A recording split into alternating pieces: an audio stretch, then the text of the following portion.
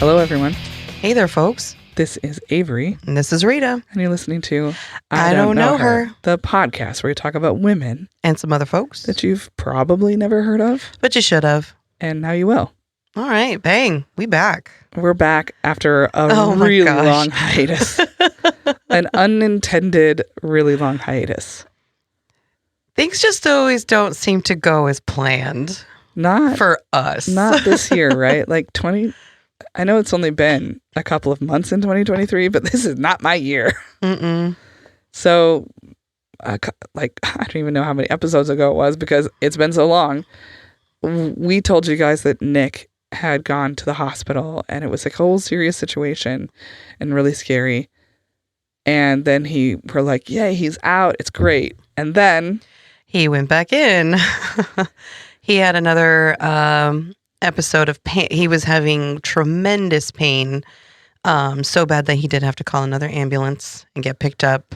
This time he wasn't in ACU. He was moved into ICU. Which is worse. And he had developed pancreatitis, which is pretty serious.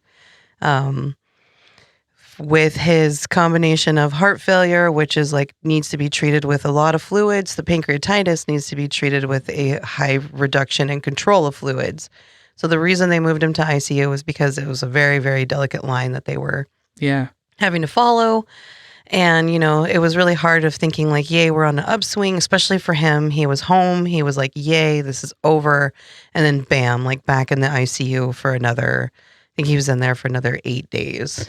Yeah, so all total 18 days he spent in probably ACU and ICU. It's a long time. And if you've ever been in any kind of major medical situation or had a family member or friend or loved one, you know that is the longer or the more frequent you have to do that is the less, it's the greater chance of serious problems and not recovering.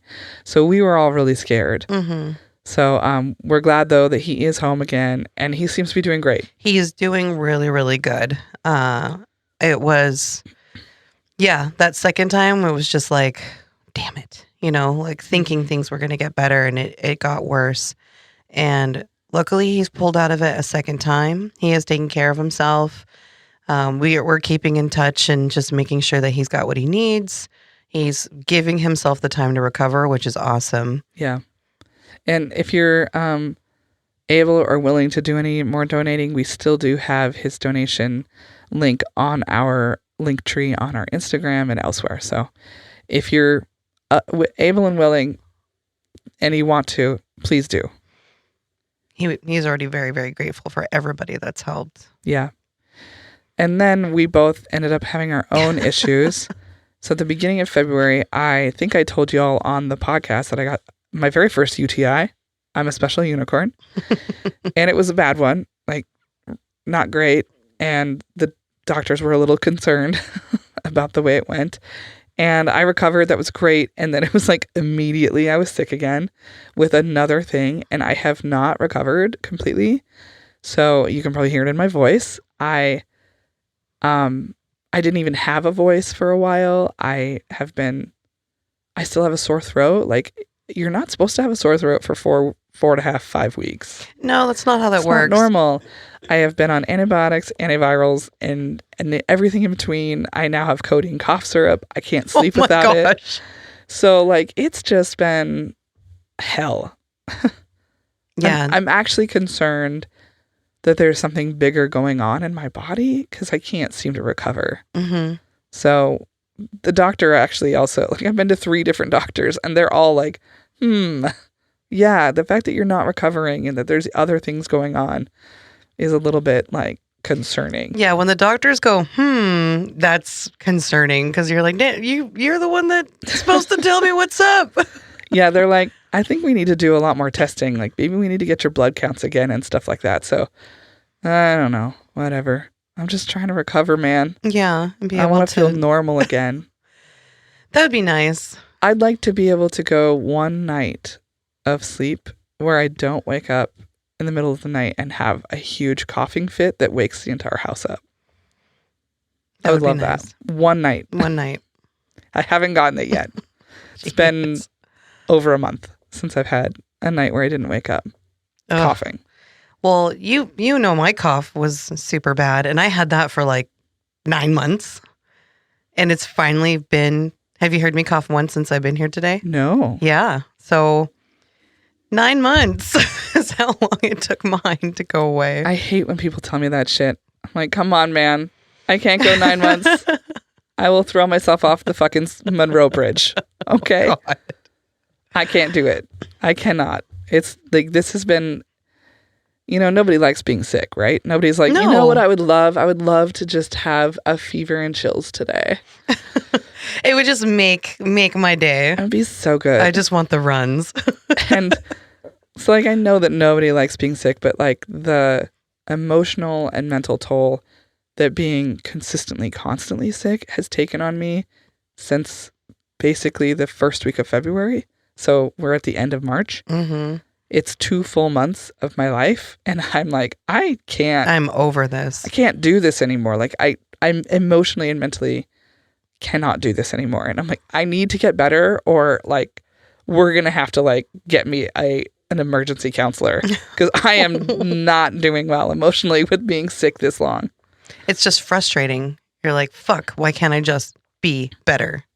Yeah. And when you can't physically sleep, it just exacerbates that emotional imbalance, Oh, yeah. It messes with your brain. Yeah. I'm like, there are days when I cannot tell if the things I've thought about were things I actually did, or if I dreamt them. Like I literally can't discern reality from fiction at the moment, because I can't sleep, and I can't remember when I was awake, and if it happened in my dream or if it happened when I was awake. Like, I have no idea. It's very weird. That's what Nick said. It was in the ICU. He said it was like a total like, did this really happen or did it not? Because his sleep was so interrupted. Because it was loud. They come in and they poke at you like every hour and a half. Yeah. He was in pain. Well, obviously, I cannot compare my experience to that. But I do have that like very weird sensation of like not knowing like what's real and what isn't sometimes. Like, I'll be like, did that conversation happen with somebody, or did I just think about it when I was not sleeping, right?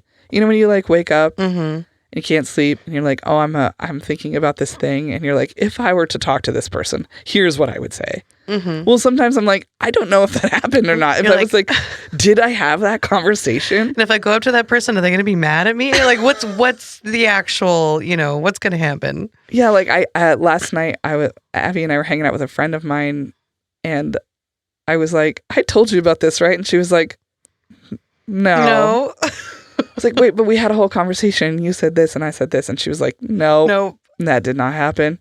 It's like, oh my God, that was one of my dream combos. Didn't actually happen. Oh, God. Okay, so we last met when I was recording on Dr. Magnus Hirschfeld. Yes. Part 1. Let's continue into this medical scenario. Right. I mean, honestly, it's pretty apt. So now we're following up with part 2. But because it's been so long, I think we both need a little bit of a recap. I'm sure the listeners do too. You listened to that episode like 3 months ago. So let's talk about Dr. Magnus Hirschfeld. What can you tell me that you remember about him and his stuff? Oh my gosh. I do remember big time into the progressiveness of his actual doctoring, of the inclusiveness, but also he was messy.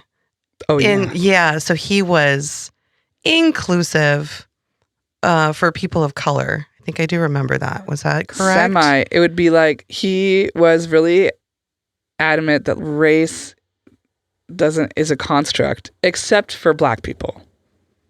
Black people were truly inferior. That was his point of view. That was the one. It's very fucking messy. He was very anti-Black while being like, everyone else is equal. And then, so this one, the homosexuality is normal. I do remember that, of creating like the spectrum of, no, there's not just a column A and a column B. There is a column C, D, E, F, and G. Yeah. Yeah. And normalizing that and saying, creating room for everyone in that spectrum. Yeah. And he also... Not making it like an oddity, making it just like, no, this is the other avenue. This is the other avenue. This is this one. Yeah. It's all natural. Yes. It's and he believed it was naturally occurring and therefore inborn, right? That was his ingeborn. And his idea that like you're just born that way, you're born gay. And I think we talked about this in that episode where it's like that was for early activists, that was like something they really banked on, was this idea that like homosexuality is natural, and like intent on proving that scientifically, that people are born gay. And later activism, including current activism, we've really moved away from that language because it shouldn't matter if it's innate or if it's a choice, because choices are equally valid. Like, if somebody chooses to be gay, that's cool too. Like, they are still a human being who should have full and equal access to rights and privileges. I do remember the transgender care and the psychological, because I remember the story that kind of seemed to kick off his drive was that person that came to him for that first person who was like, something's wrong with me, can you please help me? And that person ended up committing suicide. That was a gay soldier. Yes. Yeah. And that really stuck with Dr. Hirschfeld of like, I could have done something. Well, and he felt like society had let that man down because if he had just been allowed to be himself, he would have been alive. And I do remember with the transgender care, it was a lot of psychological care. And like the first, like, was it like the first of all, like, do not think that you are crazy. Do not think that you are wrong. And it started with kind of that mental health care before it went into like, okay, what's your physical care? Yeah. And because he wanted to make sure they didn't feel like there was something wrong with them. So before I talked about Dr. Magnus Hirschfeld, I talked about that patient he had who was actually born intersex. Nobody. That was their their memoir. That person, you know, he made sure to say, you are absolutely correct. How you think and the way you view your body is natural and normal. We just need to fix it for you. Which is like really profound and very progressive. Very progressive. There was also, do you remember what paragraph 175 is? 175, no. That's that law that made homosexuality illegal in Germany. And he had created the Scientific Humanitarian Committee, which was the world's first major gay rights organization. And that was to fight paragraph 175. And he actually did make some headway on that. He had gathered tons and tons of signatures of like really prominent people to try to overturn it. It never did get overturned, but it was the first time there was momentum on it. He did, however, remember when I was talking about how he's anti-racist except for he's very anti-black? Yeah. He kind of had a similar issue with women. He was like, yeah, women should have rights, but also they're inferior to men. Yeah, I do remember that being, and it's so odd to be so progressive, but then like there's that one door that just goes slam. And you're like, wait, why is it that door? Why are you picking and choosing shit, weirdo? And one of the things he actually did was when the Nazis came to power, they wanted to add homosexuality between women to paragraph 175. And he helped make sure that did not happen. And so like, it's like he would do these things, like he would believe in birth control and sex ed for women, and that access to family planning was like the way women could have equal footing. And then would be like, but I mean, they're still not as smart as us, let's be real. Oh my gosh. Real complicated dude. And then in film, the censorship program in Germany, were those the films that were being made it was like fear mongering? No, he made that movie about the violinist and the teacher who fall in love. Oh. And the central premise of the film is that like it's natural and normal. And he actually is in the movie as a doctor saying this to the audience. But in the movie, somebody like the teacher, the violin teacher, is like this very prominent famous musician. And when he gets seen in public holding the hand of his lover, the person who sees them tries to blackmail him. That's right. And that was one of the main arguments against paragraph 175 was that it inherently encourages blackmail of which it prominent did. people. It did, yes. And so he made this film that would try to change hearts and minds, and it became such a big deal that Germany created new censorship laws directly after that film to try to prevent that kind of quote-unquote propaganda from being made. And this was all pre-Nazis. So that's where we're actually going to start. We've had the like pre-Nazi era. So one of the events that I didn't talk about in the last episode that he's pretty well known for is something called the Eulenburg Affair. Eulenburg. So before he started his institute, this is way, way, way before all of this stuff. Before he started the Institute for Sexual Science, before he was super like creating laws or helping trying to take down laws, he was a well-known doctor and well-known for his work in homosexuality. And he was asked to be a key witness in a trial that concerned a German general named Kuno von Moltke, who was suing a journalist named Maximilian Harden for libel after the journalist had exposed Moltke's affair with Prince Philip von Eulenburg, who was a close friend of the Kaiser at the time. Oh. So we have a lot of elements, dramatic elements happening here. That's a big story. I mean, yeah, so Moltke is saying, I didn't have this affair, and it's liable to say I did, right?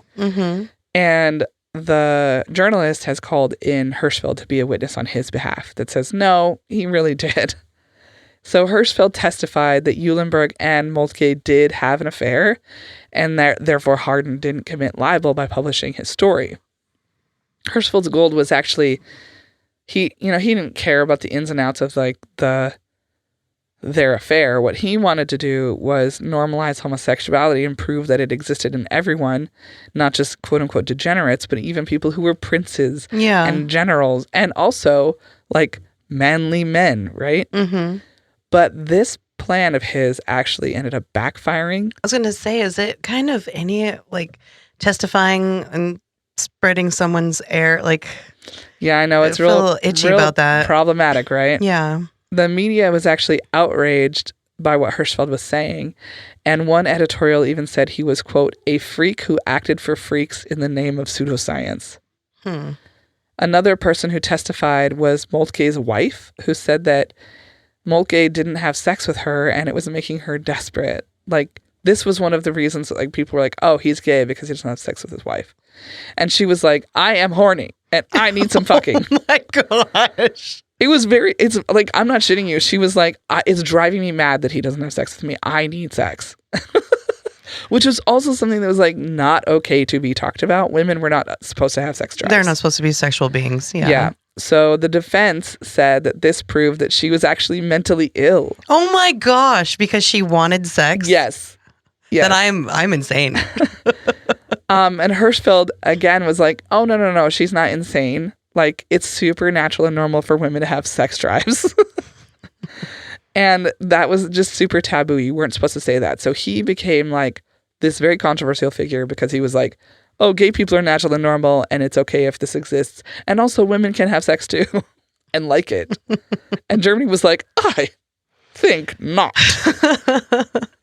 Nine. Nobody has sex. Nobody. When the jury found that Harden did not commit libel, the judge was like, what? And he was infuriated and overturned the verdict of the jury. And he out loud said in the court that gay people, quote, have the morals of dogs. Oh, yikes. And so therefore this guy couldn't be gay because he's this prominent general and the prince is a close friend of the Kaiser, which would implicate the Kaiser himself, right? So the judge was like, this can't be true.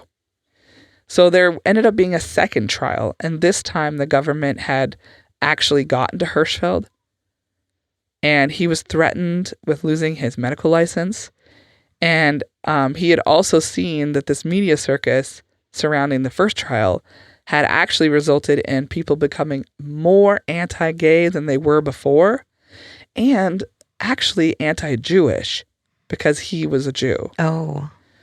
So he changed his tune for the second trial. He said that the two men at the center of the affair weren't actually gay or lovers, but that they had a, quote, close homoerotic friendship. Which that's like gal pals. Yeah. Just gal pals. He also agreed that Mulcahy's wife was mentally ill with hysteria caused by a lack of sex. He was like, I can't go as far as saying that she's crazy for wanting sex. I'm going to say she's crazy because she's not getting it. Which is a very funny, like, we're laughing. It's upsetting. But also it's a very funny line to be walking. Like, all right, you assholes, I'll admit she's crazy. But I'm not going to say she's crazy for wanting it. I'm going to say she's crazy because she's not getting it. Also holds responsibility to her partner. Correct. So this is pre-Nazi era by about 30 years. Oh, gosh. But the reason I'm bringing this up is because this becomes the foundation of some of the stuff that ends up happening during the Nazi movement. So this trial became a really big touch point to what would eventually become the Nazi Party and the Nazis in general, to point that the Jews were destroying society. In fact, posters were placed outside of Hirshfeld's house that said he was a public danger and that, quote, Jews are our undoing. Oh. This happened at the time of the trial. So the ultimate outcome of the trial was that the journalist, Hardin, had in fact committed libel. So he was found guilty of committing libel, and that paragraph 175 needed to be enforced even more than it had been before. Because clearly we were allowing people to be too loose. Okay. I don't want to get too in the weeds in the history of Germany, but it is important to note that there was this period between World War I and the rise of the Nazis in which some parts of German society were more permissive and accepting of gender and sexuality and all of these things. So from 1918 to 1933, Germany was under a democratic government that's called the Weimar Republic. You've probably heard of that before. And it was during that time after World War I, so Germany got just fucking hammered after World War I, right? The whole world said it was their fault. They had to pay reparations. It was a big deal. So after World War I, Germany is in a real vulnerable state.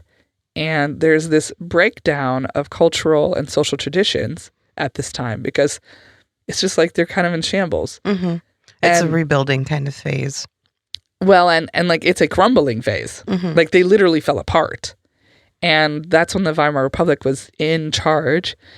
And because of this like sort of like crisis of identity as a country, at this point, it opened the window for a brief time where people could be more progressive. So there were more gay and trans people who were open about their identities in Germany's cities. And this slightly more permissive government and society is what allowed Hirshfeld to start his clinic. So the Weimar Republic is like the pathway to freedom for a lot of people. This is like we're on a progressive track. Think about like the Obama years. We think like, oh, we're moving forward. Mm-hmm. And then Trump comes to office and we're like, oh, fuck. And everything blows up. Wow. And ever since then, it's just felt like we're just continuously falling backwards. Mm-hmm. And that's basically what happens in a much more extreme way in Germany. So the folks who were resistant to change would be the ones who eventually took over Germany. And they were targeting Hirshfeld. I did touch on this a little bit last time, because you asked me like, oh, his theories are really progressive. How are they received by people? I'm going to circle back to that because I think it's really important to have this foundation. So many people in Germany saw that the Weimar Republic as a degradation of morality. Really? Yeah, they saw this as like Germany losing touch with its moral compass. And they needed scapegoats to be their examples of this. Mm-hmm. And Hirshfeld was the perfect example because he talked too openly about sex. He was too permissive about homosexuality. He liked these freaks called trans people. And worst of all, he was Jewish. Mm-hmm. So he just had like the perfect full package of everything they said was wrong. Yeah, to point the fingers at. Mm-hmm. In 1921, after a talk he gave in Munich, he was followed out of the building and then beaten and left for dead. A quote-unquote humorist, like somebody who writes like humor columns. Mm-hmm. A humorist wrote an obituary of Hirschfeld and called him swine, called him a bastard, a wretch, and hoped that next time, quote, his skull might be crushed. Oh my gosh. We weren't lucky this time his skull wasn't crushed. Encouraging a second time. Yes, this is 1921. By 1930, Hirschfeld could see the writing on the wall. He knew Germany was becoming a place that was increasingly hostile towards everything he was. Mm-hmm. Jewish. He never publicly said he was gay, but we knew he was gay, and they treated him as such anyway. Mm-hmm.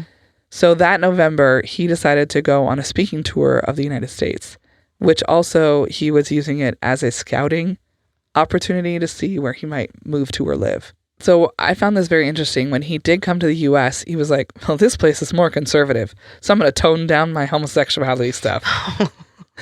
I was like... He's going to read the room and just kind of see where to fit. Yeah, he said the U.S. just wasn't nearly as open-minded about sexuality as Europe was. So he just didn't talk about it in the U.S. for the most part when he was on his speaking tour.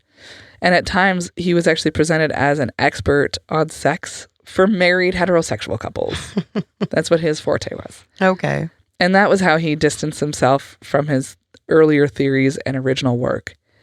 But I think his goal was, based on what I could read in his papers, was that if he could get established, then perhaps he could eventually get to that place where he could like back into it, work on people's ideas about homosexuality. So for a while, everything was fine. He was doing well in the U.S. He was speaking, he was doing things, and people were having him come and see him. He was called the Einstein of sex. And that was until a right-wing newspaper in the U.S. got a hold of some of his statements that he had made in Germany about gay rights, and then things turned a lot more hostile for him here. So how would they even stop? They would have to be looking. Oh, absolutely. They were looking. Yeah, they were looking. My guess would be some anti-Semitism played into that. We don't want this outsider Jewish guy coming in here talking about sex. Mm-hmm. So this made him go, well, I can't stay here. Mm-hmm.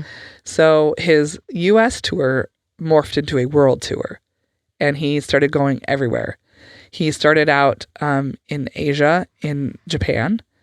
He went and watched kabuki theater, which, if you've not seen much of it, it does have some gender bending in it. And he was in Japan, which was actually a pretty conservative society, was like talking to them openly about sexually transmitted diseases and how to prevent getting them, which is pretty cool.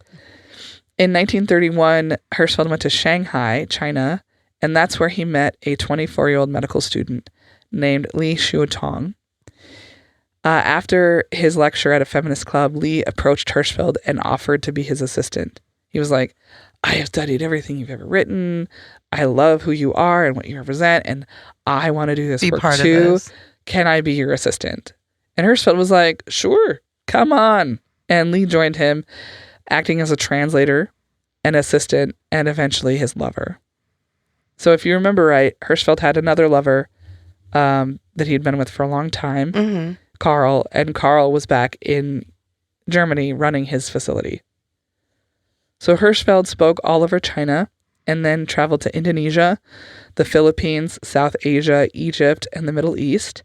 He spoke widely about his belief that being gay was a natural condition and therefore not immoral. He gave more than 170 lectures and interviews, which made him the first person to have told so many different kind of people across the globe that being gay was okay. Really important shit. At the end of his world tour, Hirschfeld drew up a will in which he left his life's work to Li in order for him to carry on Hirschfeld's legacy. That's a lot. Yeah. And it also, I think, is a testament to what he saw in Li as a person. Trusting him enough. And like, he's a medical student. So he's like, you're the person. You're the person who can carry this on. However, it's important to note that Hirschfeld had another partner that he had been with for many years, who had been with him throughout the entire creation of the Institute and who was not entirely thrilled at the development of Hirschfeld's relationship with Li. Yeah, I was going to say, is other partner aware of this relationship? He is, because he would write letters. Okay. You know, Li and I did this, Li and I did that. And, he's not dumb. Yeah. I'm not sure how explicit he knew about their sexual relationship, but like, I'm sure he knew. Yeah. In some way. So he was like, Carl, though, like, it's the three of us together are gonna be so great. And I'm like, I don't know how I would feel about that. And I don't know if maybe they had already had some kind of open relationship. Maybe they had a third partner at other times. I don't know. But it's a really terrible time, right? At this moment in time, right? Mm-hmm. Everything is bad in Europe. Europe is a fucking disaster. Germany is just becoming more and more fascist. And Karl is the one trying to hold down the fort. And here he's off gallivanting across Asia with this young guy. I can't imagine it felt good. I can't imagine he was excited about it. No, and also kind of like left behind. That fucking sucks. So Li did come with Hirschfeld to join him on his return to Europe. Before both of them left, actually, Li's family threw a party for them, and a going away party. And Li's family knew that he was gay, and they were very supportive of him. They were like, "Oh, I'm glad you found somebody." This is 1931. That's rare. Yeah. So they go back to Europe. It's 1932. Okay, just so we're clear, Hitler's rise to power, 1933. Like, we are very close to the line. It's already been simmering. We know what's going to happen. So they go back to Europe in 1932, and Hirschfeld realized once he got there how bad it was. Like, he'd been reading the news. He'd been getting letters. He just hadn't seen it. But, like, seeing it firsthand. So he's not in Germany. I think he's in France. He's like, holy shit, I cannot go back to Germany. He was like, I can't go back to Berlin. They're going to kill me. So by this point, the Nazis are fully in power, and they are exacting their plans for ridding Germany of their unsavory groups, right? Hirschfeld also, at this same time, he starts to fall ill. His health is in decline.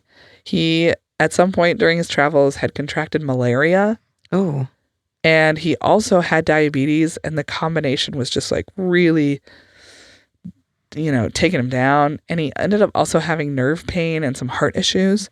So he's just not doing well. And I'm sure that the stress of like what's happening in Europe is not helping. While it was really clear that Hirschfeld could not go back to Germany, that wasn't the case for Li, right?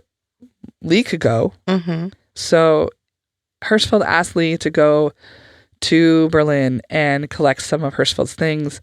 And he wanted him to see the Institute because he wanted him to take over, right? He was like, when I die, I want you to continue my legacy. I want you to work in the Institute. I want you to run it. So that was the plan. Li is going to go back. So with Li's help, Hirschfeld wrote a memoir about his travels through the world. And unlike his earlier work, which really had terrible racist ideas in it, one of them was like, Black Americans have stunted brains. Oh my gosh. This one was really interesting. This is his like, after he's traveled the world and he's met so many different kinds of people, he said colonization is the fucking worst. He said that colonization was, quote, one of the greatest political injustices in all of the world. I was like, yes, there man. You go.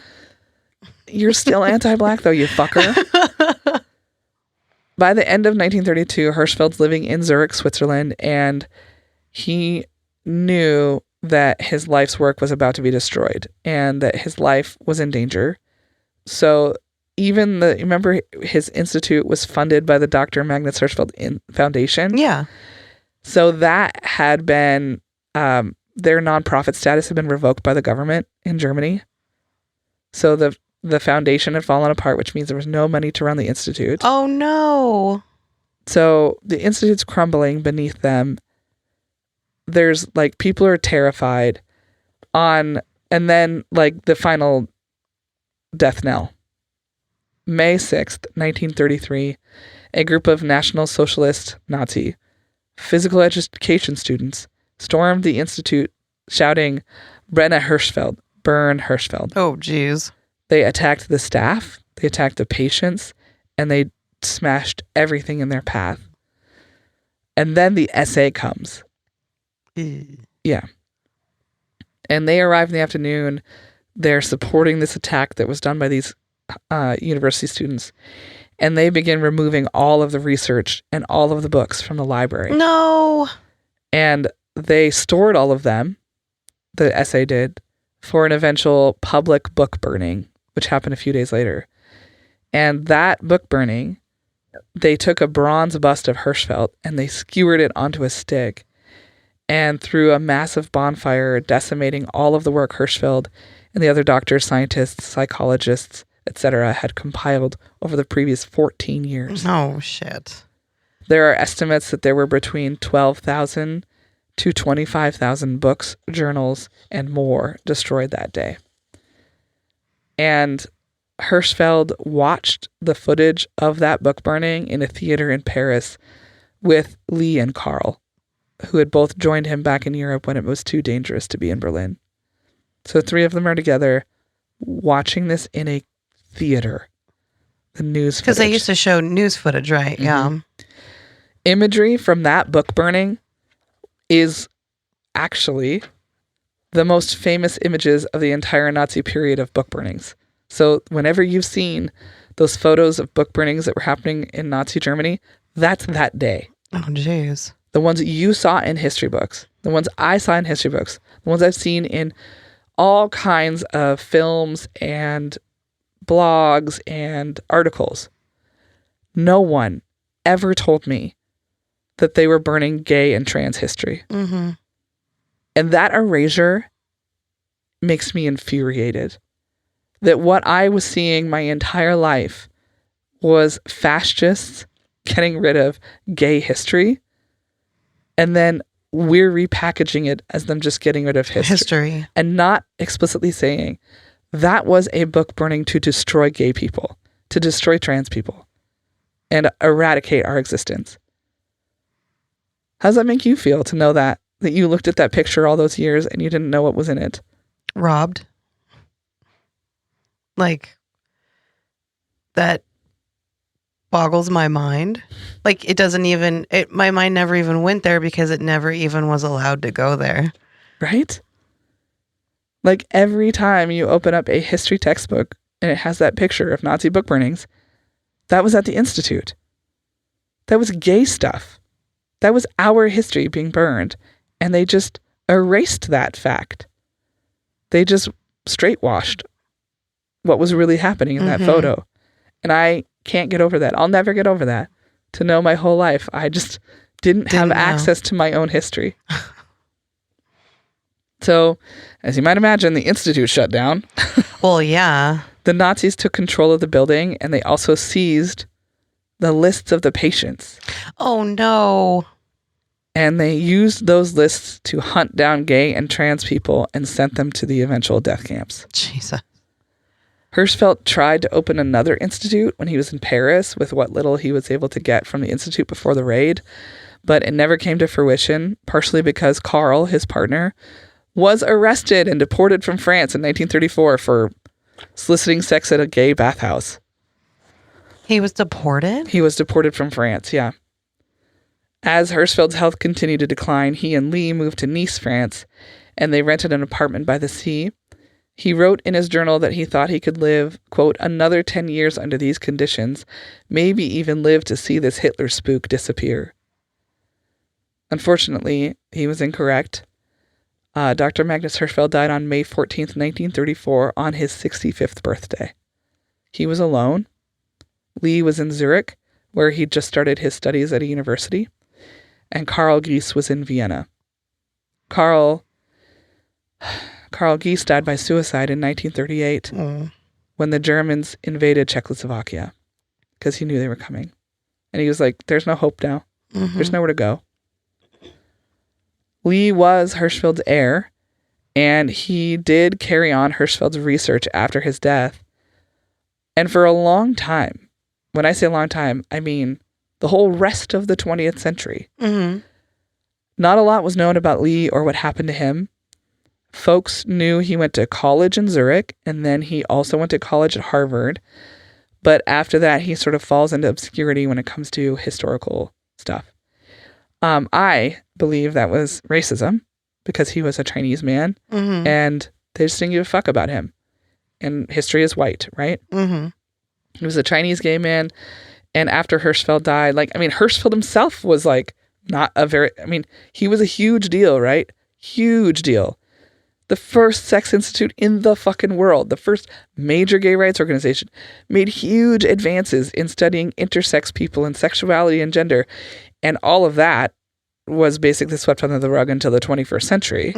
So it's no wonder that then a person who was Chinese and gay would get even less. Yeah. So Li's story kind of goes into obscurity. But what we know is that in 1993, a man saw a bunch of stuff in a garbage dumpster outside of his apartment building. And he thought a lot of it was in pretty good condition. And so he started to dig through it to be like, what is all of this stuff? One of the things he found was a death shroud. They think it's Magnus Hirschfeld's death shroud.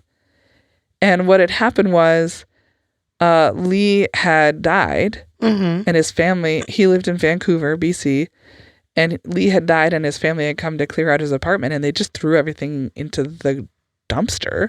And it's everything that was left from the Institute, all of Hirschfeld's, anything that he had left of his life, Li had kept this entire time. And this random man found it in the dumpster. He didn't pull everything out, so some of it's just lost to time. It went to a dumpster. But this man did pull out some stuff. And the internet's in its infancy, right? He finds finds chat rooms and just starts posting hey, I found this stuff. Does anybody know who Magnus Hirschfeld is? I'd like to get it back to him or his family. It seems important. I think I found his death shroud. On a random AOL chat room. Oh my gosh. And someone on the internet saw it and knew that Ralph Doza, who I have talked about, he is Hirschfeld's biographer. Oh. Said, hey, there's this man on the internet who found some stuff he thinks belongs to Hirschfeld. And the two connected, and Doza was like, there's no way this is fucking real. And flew to Vancouver and it was fucking real. And what we end up learning through all of this is that... This is crazy. Yeah. Isn't that crazy? Yeah. What we learn is that Li had, in fact, been working on a manuscript. And it was about his own life and his own studies that he had been doing in his travels and the stuff he had done with Magnus. So Li had spent decades traveling the world, researching sexuality across the globe. In his work, he actually found that 40% of people were bisexual, 20% were homosexual, and just 30% were heterosexual. 10% were, quote, other. Probably pan. Yeah. So according to Li's data, being queer was the majority and true heterosexuals were a minority. His data, hasn't been borne out. I believe that. I actually fucking do too. Because that's kind of what Kinsey said. None of us are at the polar opposites. None of us are all straight or all gay. All of us are kind of in the middle. There are very few people who are one or the other, right? We're all somewhere in this spectrum of sexuality that isn't one or the other. And of course that's true. I don't even think I've ever met somebody who has ever been able to say they're 100% straight. You're telling me you've never looked at another man's calves and thought, those are some nice legs. Yeah, nah. You've noticed. Liar. You've noticed Aquaman. You've noticed You've him. had feelings. You don't just watch Top Gun for the action scenes. You're looking at Tom Cruise. We know it. All right. You're not all straight. So he like, that was his like findings. He was like, listen, this is what I found. And he had people fill out questionnaires or whatever. His data, since then hasn't really been borne out. But a recent poll of Gen Zs in America reported that 21% of them identify as LGBTQ+. That's a huge amount. Yeah. When you have almost a quarter of a population identify as queer, you might be onto something, Lee. So that was very different from what Hirschfeld said, because Hirschfeld was like, oh, it's still kind of rare. It's like 10% of the population. Yeah. Another way in which Lee diverged from Hirschfeld's thinking was on that view of homosexuality as being inborn. Remember, I talked about like that was a really useful tool for a lot of people to use to try to advance gay rights. And now we're like walking that back, like, we don't need to say we're natural in order to be like eligible to have the same rights as other people. Mm-hmm. So Lee actually said way back when that a homosexual is not born but made, and that homosexuality is nature's way of fighting overpopulation. He believed in sexual fluidity, and he also said that trans people were, quote, the most interesting mankind. Li Shui Tong died on October 5th, 1993 in St. Paul's Hospital in Vancouver, Canada at the age of 86. So I came away from all of the research I did pretty conflicted about Dr. Hirschfeld. Mm-hmm.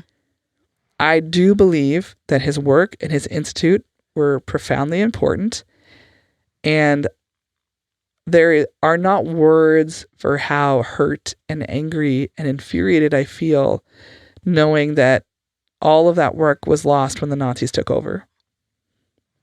However, on the other hand, Hirschfeld was racist and sexist and exclusionary, and it seems like, okay, I can understand why people would be like, yeah, but it was 1920, it was 1918, it was 1930.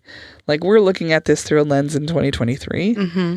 So I actually was reading this article, and this actually really crystallized for me why I think it's okay to still be like critical of him, which I think we should always be critical of our ancestors. But Lori Marhofer has written 2 books about Dr. Hirschfeld, including their latest book, which is called Racism and the Making of Gay Rights.